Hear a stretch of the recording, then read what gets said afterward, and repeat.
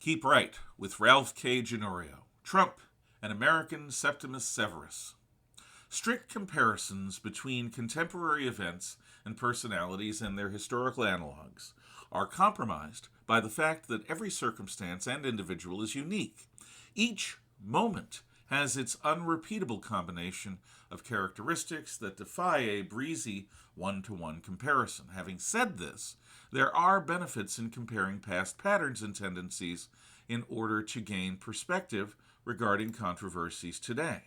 One of the most valid comparisons can be made between today's United States and ancient Rome. As we in the Western world descend from Rome, it's not surprising to find many details that lend themselves to close comparison. The rise and fall of its republic matters because our founding fathers closely imitated Rome. We inherited many of Rome's strengths and weaknesses. We Americans must understand what destroyed the Roman Republic if we wish to avoid succumbing to the same loss of liberty. The rise of Rome's empire and Christianity happened nearly side by side. As the United States broadly retains a Judeo-Christian mindset, we should understand how Christianity triumphed over 300 years of intensifying persecution to ultimately become the imperium's official religion, transforming the Roman world and beyond. Indeed, we have much to learn from the rise and fall of the Roman Republic, the rise of Christianity, and the rise and fall of the Roman Empire. One such insight involves trying to intuit what epoch of Roman history is most closely comparable to our own. This exercise offers perspective on how modern trends interact by seeing how analogous factors played out to the benefit or detriment of Rome's people, society, and stability.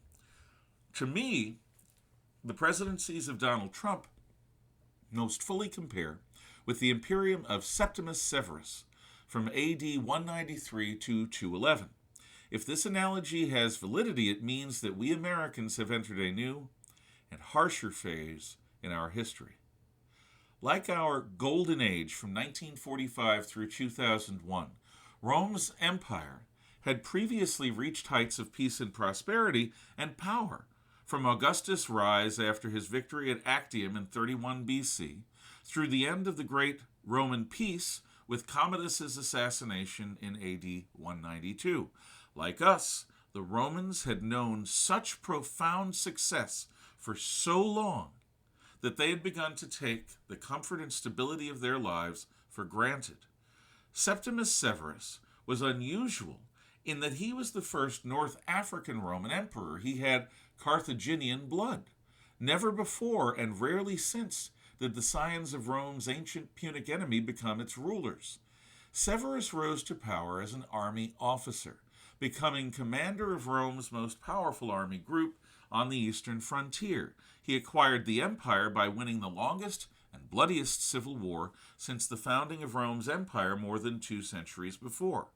Donald Trump came to his first presidency by a route so unconventional that pundits openly mocked the very possibility that he could be elected. As a real estate tycoon, entrepreneur, and media personality, Trump is still not seen as being legitimate by elites within the permanent government, media, and academe, both within and beyond the United States. Severus had no illusions about the Senate and people of Rome being relevant to Rome's ongoing governance. Since Augustus' founding of the Roman Empire in 27 BC, Rome's emperors had, to varying degrees, behaved as if the Roman Senate still ruled. Instead, Rome was in fact a monarchy with republican forms.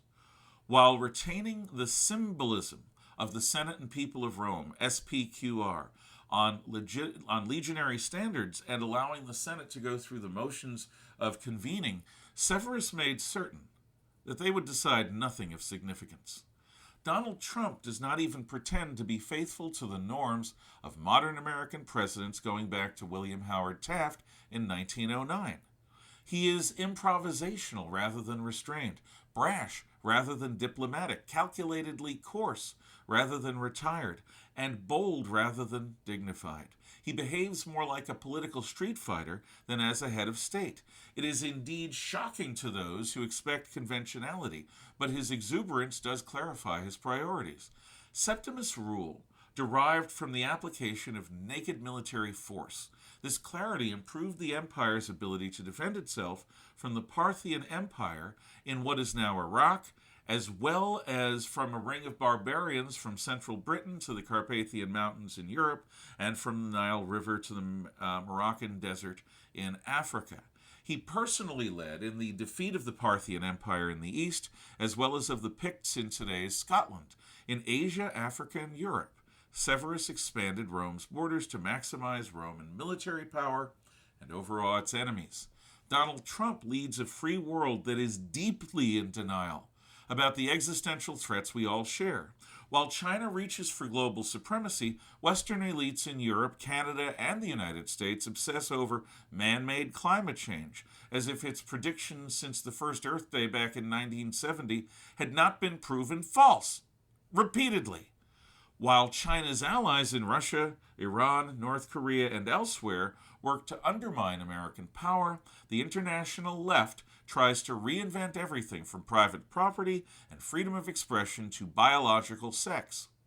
Septimus' wife, Julia Domna, also came from an unusual background, a family of sun priests of Amesia, Homs today, in Syria. She was the most influential empress in over 150 years, involving herself and her family more fully as a royal family than had been typical in Rome. After Septimus' death, she and other Syrian female relatives dominated Roman affairs through flawed male emperors for nearly 2 decades. Our First Lady, Melania, hails from the former Yugoslavia. She understands the genuinely exceptional freedoms and opportunities inherent in our American Republic. As such, instead of the fashionable elites' contempt for America and Americans, Melania Trump loves America and supports our cultural resurgence. The Severan dynasty managed Rome's transition from dominion over a vast imperial territory towards the time when Rome would come to face an existential crisis. Without its military and territorial improvements, those provided by the Severi, Rome might not have withstood the double danger on its northern frontier as Goths supplanted Germans. More critically, it might not have endured the quintuple danger eastward as Parthia was overthrown by a new Sassanid Persian Empire. Septimus stabilized the Roman world after the shock of the civil war that preceded him. His reforms were seen as crass and needlessly rude by the empire's patrician elite, but he and his family preserved Rome's preeminence during a critical 40 years when Rome's enemies grew conspicuously stronger. Donald Trump is trying to prepare the United States, North America, and the wider Western world, as well as our Asiatic allies, for the intensification of human conflict that is probably coming. His strategic initiatives in Greenland, Canada, Venezuela, Europe, the Middle East, South Asia, and East Asia are all intended to help protect free peoples from Chinese communist aggression in a world situation that will likely descend into a perpetual state of anarchy and violence somewhere between war and peace. No, Donald Trump is not an exact copy of Septimus Severus. He's an elected president, not a military dictator. He acts within constitutional limits, no matter what the people with Trump derangement syndrome say, rather than as an absolute monarch. Today's American Republic is not the Roman Empire between Pax Romana and crisis. Freedom, Judeo-Christian values, industry, and technology give us many more opportunities to restore ourselves than Rome had.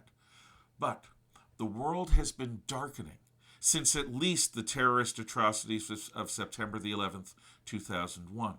Each year, our enemies seem stronger, and we seem more divided. Like Septimus Severus, Donald Trump is a rough man of action, determined to acquire the national power necessary to withstand this coming storm. Personally, I think we should help him. Thank you for listening.